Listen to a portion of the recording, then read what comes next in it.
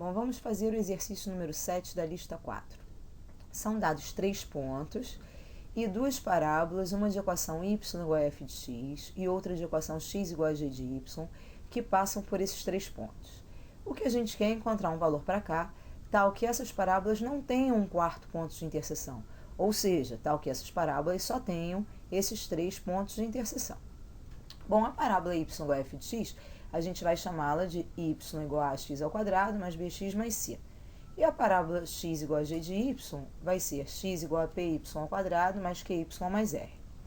Primeira coisa que a gente vai fazer é substituir os 3 pontos nas duas equações, né? Desse modo, a gente vai resolver dois sistemas. Um sistema de 3 equações que vai ser gerado pela substituição desses 3 pontos nessa primeira parábola. E aí a gente vai encontrar os valores de A, B e C. Só que esses valores ficarão em função de K, né? Uma vez que, num dos pontos, o Y vale K. E o mesmo acontecerá aqui na segunda parábola, sendo que na segunda parábola tem que prestar atenção, porque o X, agora, né? O X é 5, o Y que vai ser K. Bom, então, do mesmo modo, a substituição dos 3 pontos nessa segunda equação vai gerar um outro sistema, no qual a gente vai encontrar os valores de P, Q e R em função de K. Bom, então, aqui a gente define a nossa função f, que é a primeira parábola, e a nossa função g, que é a segunda parábola. Vamos mandar resolver o primeiro sistema, que é f de 1 igual a 1, f de 3 igual a 7, f de 5 igual a k, que é a substituição dos pontos na primeira parábola. E a gente quer encontrar os valores de A, B e C. Daí, olha, o Maple nos dá A, B e C em função de k. Aí vou atribuir ao A o valor encontrado pelo Maple, atribuir ao B o valor encontrado pelo Maple e atribuir ao C o valor encontrado pelo Maple. Agora vamos resolver o outro sistema proveniente da segunda parábola, onde g de 1 é 1, g de 7 é 3, g de k é 5, a gente quer encontrar P, Q e R. Do mesmo modo, o Maple nos dá esses valores em função de k. E aí a gente vai atribuir ao P o valor encontrado pelo Maple, ao Q o valor encontrado pelo Maple e ao R o valor encontrado pelo Maple. Agora, para que as parábolas tenham apenas 3 pontos em comum, como uma delas tem eixo de simetria vertical, né, uma delas tem eixo de simetria vertical, quer dizer, eu tenho uma parábola que está assim, porque é a parábola de equação y igual a f de x. E a outra tem eixo de simetria horizontal, né? A gente costuma dizer que a parábola está deitada, que é a parábola de equação x igual a g de y. Sendo assim, para que elas tenham 3 pontos de interseção apenas, é necessário que elas sejam tangentes em um dos 3 pontos dados, né? Bom, por que em um dos 3 pontos dados? Porque se elas fossem tangentes num quarto ponto, então a gente teria 4 pontos de interseção e não 3. Portanto, elas têm que ser tangentes em um dos 3 pontos dados. Mas a gente não sabe em qual. Então, a gente vai ter que ver as 3 possibilidades. A gente vai ter que primeiro ver quando é que as parábolas são tangentes no ponto 1 e depois nos outros 2 pontos. Então, primeiro, se as parábolas forem tangentes no ponto 1, então as retas tangentes são iguais.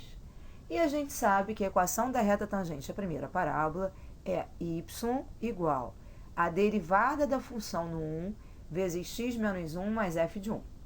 Bom, f de 1 a gente sabe quanto é, né? A imagem do 1 é 1. Então, vamos substituir f de 1 por 1. E aqui vamos aplicar a distributiva. Vai ficar f' de 1 vezes x, está aqui, menos f' de 1, está aqui. Agora, tem que prestar atenção, porque a equação da reta tangente à segunda parábola, cuja equação é x igual a 1g de y, vai ser da forma x igual a alguém, e não y igual a alguém. Então, x vai ser igual a g' de 1 vezes y menos 1 mais g de 1. Aqui vale salientar o seguinte, esse 1 que está aqui, ele é y, ele não é o mesmo 1 aqui de cima. Por acaso ficou 1 porque é ponto 1, né? A abscissa e a ordenada são iguais. Mas esse 1 que está aqui, assim como esse, são valores de y, porque aqui o x é uma função do y. Bom, g de 1 é 1, então vamos substituir. E aqui vamos aplicar distributivo, vai ficar g' de 1 vezes y menos g' de 1. Agora, a gente vai isolar, desceu demais. Agora a gente vai isolar o y na segunda equação para igualar ao y da primeira equação. Então, ó, a gente tem que isolar esse y daqui. Quando a gente isolar esse y daqui, como o coeficiente dele é o g' de 1, então todo mundo vai ter denominador g' de 1, né, quando isolar. E a gente vai ter o x, que já estava aqui, mais g' de 1, que vai para lá, mais 1 vai ficar menos 1, e todos eles sobre g' de 1. Que se eu separar em duas frações, eu vou ficar com x sobre g' de 1, mais g' de 1 menos 1 sobre g' de 1. E a outra equação, que é a de cima, a gente já estava com ela pronta. Olha, y igual a f' de 1x menos f' de 1 mais 1. Está aqui.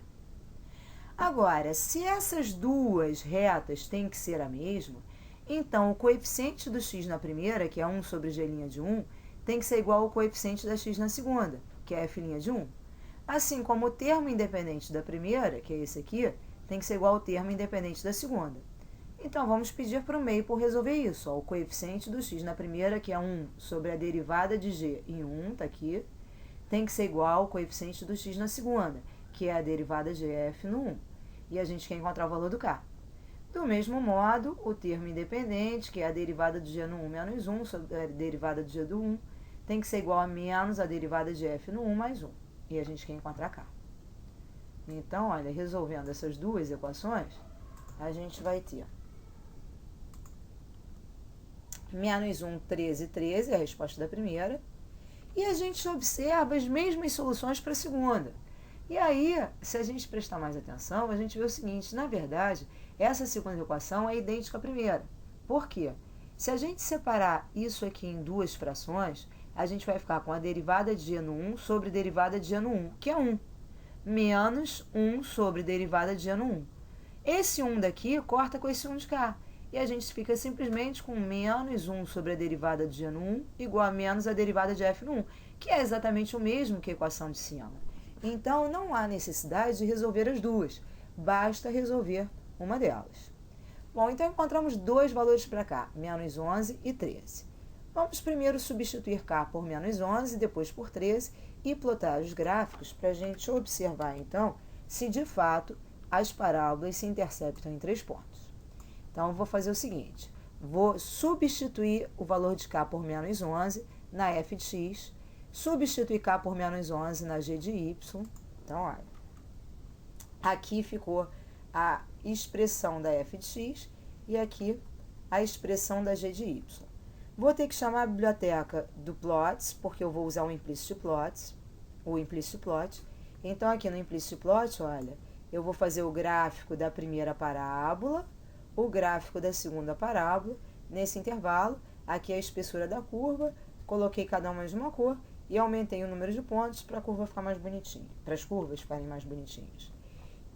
E aí a gente observa que, de fato, as parábolas são tangentes nesse ponto aqui, que é o ponto 1, portanto, elas têm apenas 3 pontos em comum, olha, esse e esse. Agora, vamos fazer o mesmo para k igual a 13. Então, eu vou substituir k por 13 na f de x. E, para minha surpresa, eu não tenho a expressão de uma quadrática. Eu tenho uma expressão de primeiro grau. Assim como, na hora que substituí-lo na g de y, a expressão fica de primeiro grau. Portanto, essa solução não é pertinente ao exercício, já que no exercício, por hipótese, a gente tinha duas parábolas, né? Então, k igual a 13 não serve.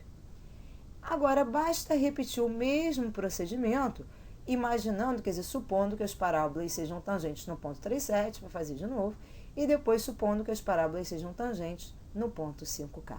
Ok? Boa sorte!